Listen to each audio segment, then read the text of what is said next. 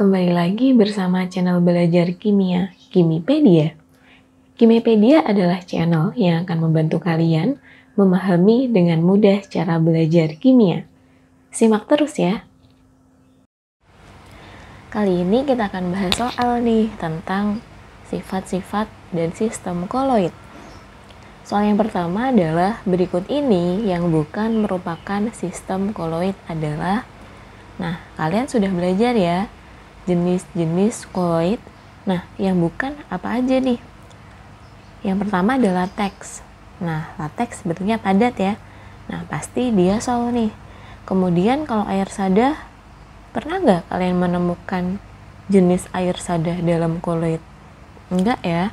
Nah, berarti di sini air sadah bukan termasuk koloid. Sedangkan tinta. Nah, kalau tinta ada nih di dalam sistem koloid.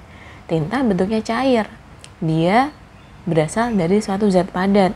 Nah, dia namanya adalah sol cair ya. Sedangkan lateks adalah sol padat. Kemudian margarin. Nah, di sini margarin bentuknya adalah padat. Nah, dia berasal dari zat cair. Berarti nanti dia namanya adalah emulsi padat. Sedangkan batu apung, ya, batu apung termasuk ke dalam jenis koloid. Batu apung bentuknya adalah padat.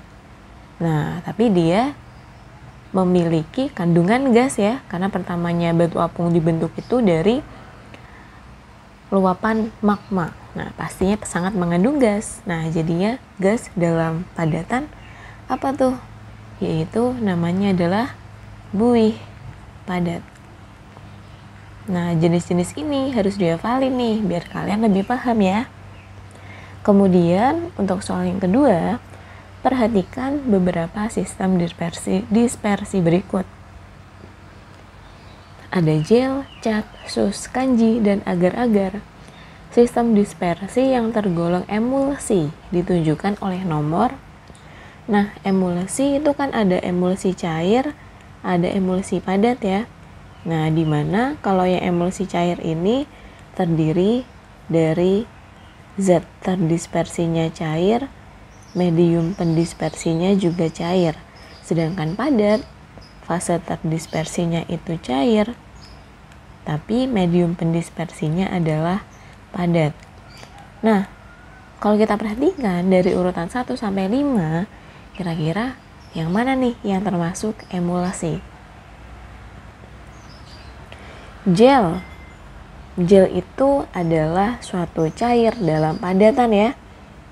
Kemudian kalau cat itu bentuknya cair, tapi pembentukannya dari zat padat, berarti nanti dia akan menjadi sol. Sus itu bukan koloid ya. Kemudian ada kanji. Nah, di sini kanji termasuknya adalah koloid pelindung. Kemudian agar-agar. Nah, di sini agar-agar dia bentuknya padat. Dia juga dari zat cair ya. Lanjut soal nomor 2, perhatikan beberapa sistem dispersi berikut. Yang pertama ada gel, ada cat, ada sus. Sus itu nggak ada ya, kayaknya ini susu deh. Nah, kita tambahin susu. Kemudian ada kanji dan agar-agar. Sistem dispersi yang tergolong sebagai emulsi. Nah, jadi emulsi itu ada 2 ya. Ada emulsi cair dan juga emulsi padat. Dimana kalau emulsi cair itu terbentuk dari fase terdispersi cair dan medium mendispersi cair. Sedangkan kalau emulsi padat, dia terbentuk dari fase terdispersinya cair, tapi medium pendispersinya adalah padat. Nah, kira-kira yang mana nih yang termasuk emulsi? Yang pertama ada gel. Nah, gel itu terbentuk dari suatu fase terdispersinya padat dan medium pendispersinya adalah cair, berarti bukan termasuk emulsi. Kemudian kalau yang cat sama ya, gel itu sama dengan cat. Nah, kalau susu itu adalah tipe emulsi karena dia terdiri dari suatu zat cair dan medium pendispersinya juga cair. Nah, berarti dari sini kita bisa lihat bahwa susu itu adalah contoh dari emulsi. Berarti jawabannya adalah 3. Gimana dengan kanji dan agar-agar? Nah, kanji dan agar-agar itu punya sifat yang sama dengan gel, yaitu padat dalam cair ya. Berarti atau disebut juga sebagai sol. Nah, sehingga jawabannya adalah yang C.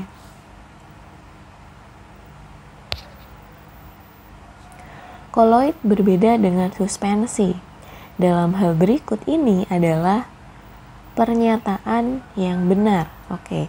Berarti di sini perbedaan antara koloid dengan suspensi. Apakah benar dilihat dari ukuran partikelnya? Betul ya, kalau koloid kan ukurannya sedang nih. Sedangkan kalau suspensi itu besar-besar ya, sangat besar malahan. Berarti 1 betul. Kemudian yang kedua dilihat dari homogenitas sistem. Nah, kalau koloid itu sebenarnya kan heterogen, tapi tampak seperti homogen. Tapi kalau suspensi, dia heterogen dan memang terlihatnya heterogen. Berarti di sini homogenitas sistem juga mempengaruhi. Kemudian kestabilan sistem. Kestabilan sistem itu berarti bisa dilihat dari bisa tidaknya suatu campuran untuk mengendap. Nah, kalau koloid bisa nggak sih mengendap? Bisa ya, tapi susah. Sedangkan suspensi bisa nggak dia mengendap? Bisa banget, malah sangat bisa. Karena ukuran partikelnya yang sangat besar tadi, makanya bisa mengendap. Nah, berarti kestabilan sistemnya berpengaruh. Kemudian yang keempat adalah gerak partikel. Nah, di sini kalau koloid, kalau kalian masih ingat sifat-sifat dari koloid, ada yang namanya gerak Brown, yaitu gerak zigzag antar partikel terdispersinya dan medium pendispersinya. Biar apa sih? Biar tidak membentuk suatu endapan. Nah, sedangkan suspensi ada nggak gerak partikelnya? Karena suspensi di sini sangat jelas pasti membentuk endapan, pastinya dia nggak punya gerak partikel. Nah, berarti di sini 4 jawabannya juga benar ya. Sehingga jawabannya adalah yang benar yang E, semua benar. Soal selanjutnya adalah buih. Buih adalah, buih di sini adalah suatu koloid yang terbentuk dari fase terdispersinya adalah gas ya. Gas. Sedangkan medium pendispersinya bisa dalam keadaan cair, bisa juga dalam keadaan padat. Nah, nggak bisa dalam keadaan gas ya. Karena kalau gas dengan gas dicampur, maka tidak akan terbentuk suatu senyawa yang baru. Nah, berarti kita pilih jawabannya adalah opsi A, zat padat terdispersi dalam cair. Salah ya. Kita langsung aja cari yang gas. Nah, ada 2 opsi di sini. Gas terdispersi dalam zat padat dan gas terdispersi dalam zat cair. Nah, kemungkinan di sini opsinya adalah merujuk pada gas yang terdispersi dalam zat cair. Kenapa? Biasanya gas yang terdispersi dalam zat cair itu hanya dinamakan dengan buih. Tapi kalau gas yang terdispersi dalam suatu zat padat nanti dinamakan sebagai buih padat. Jadi ada kata-kata padatnya, itu yang membedakan. Sama halnya dengan emulsi ya. Emulsi itu kan ada emulsi aja dan ada emulsi padat. Nah, emulsi aja itu menunjukkan bahwa suatu zat cair terdispersi dalam suatu cair seperti itu. Tapi kalau emulsi padat menunjukkan bahwa suatu zat cair tersebut terdispersi ke dalam suatu padatan atau zat padat. Nah, berarti di sini jawabannya adalah yang E. Kemudian efek Tyndall terjadi karena partikel koloid. Nah, kenapa suatu koloid bisa dikatakan memiliki efek Tyndall? Karena ukuran partikelnya sedang, nggak kecil banget, nggak gede banget gitu ya. Makanya masih memiliki efek Tyndall. Apa itu efek Tyndall? Jadi kalau misalkan kita bikin suatu praktekannya, misalkan nih senter ya, di senter dia menghasilkan cahaya, di sini ada suatu partikel koloid, pastinya masih punya titik-titik. Nah, kalau cahaya ini mengenai suatu partikel koloid, maka akan terjadi penghamburan cahaya. Nah, opsinya adalah memancarkan cahaya. Nah, di sini bukan memancarkan cahaya ya. Arti dari memancarkan cahaya kan berarti suatu zat itu bisa memancarkan. Sedangkan di sini koloid nggak bisa memancarkan. Koloid bisa memiliki efek penghamburan cahaya ketika dikenai cahaya, bukan dia sendiri yang memiliki cahaya. Berarti yang A salah. Kemudian yang B menyerap, tentu salah ya. Yang C meneruskan. Nah, kalau meneruskan ini lebih tepat bukan koloid, tapi lebih tepatnya adalah yang larutan. Karena ukuran partikelnya tidak terlihat, sehingga pasti akan tembus, sehingga meneruskan cahaya. Kemudian yang D menghamburkan cahaya. Nah, ini ya yang paling benar. Kemudian yang E mempunyai gerak Brown. Betul, mempunyai gerak Brown, tapi di sini efek Tyndall pengertiannya bukan seperti itu ya. Gerak Brown adalah sifat lain dari si koloid. Jadi jawaban yang paling tepat adalah yang D. Kemudian, efek penghamburan cahaya dari lampu mobil oleh partikel dalam kebut disebut. Nah, ada kata-kata penghamburan cahaya nih. Tadi kita sudah bahas ya. Efek Tyndall adalah suatu sifat koloid yang dapat menghamburkan cahaya. Berarti pasti jawabannya adalah yang B. Kemudian, koagulasi koloid dapat terjadi jika yang pertama adalah koloid dipanaskan, yang kedua mencampurkan dua macam koloid, yang ketiga ditambahkan zat elektrolit, yang keempat partikel koloid didialisis. Nah, yang pertanyaannya adalah pernyataan yang benar. Koloid itu apa sih? Koloid itu ya itu ya koloid. Koagulasi maksudnya. Koagulasi itu sifat apa? Koagulasi di sini sifatnya adalah bisa menggumpal ya, bisa menggumpalkan partikel koloid atau mengendapkan. Nah, bagaimana cara koloid ini mengendapkan? Bisa mengendap. Nah, yang pertama koloid dipanaskan. Betul gak sih koloid dipanaskan dia akan menggumpal atau mengendap? Contohnya aja misalkan telur.